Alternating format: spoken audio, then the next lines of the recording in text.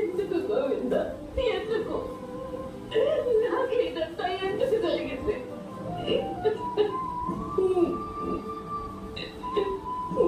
ఇంత ఘోరమైన అవమానం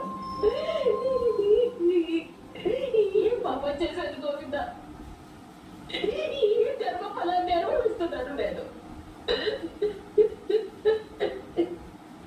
ఈ అనర్థానికి కారణం నీవు చేసిన కర్మ కాదు, నీవు చేసిన కర్మ ఫలితము కాదు.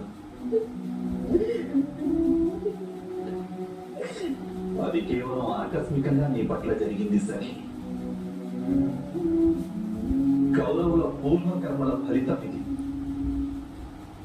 అందుకే వారు ఇంతటి మహాపరాధం చేశారు.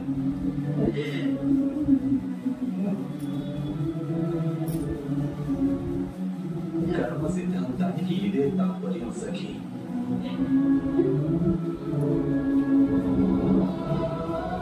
సత్కార్యం అధిక సత్కార్యాలను చేయిస్తుంది,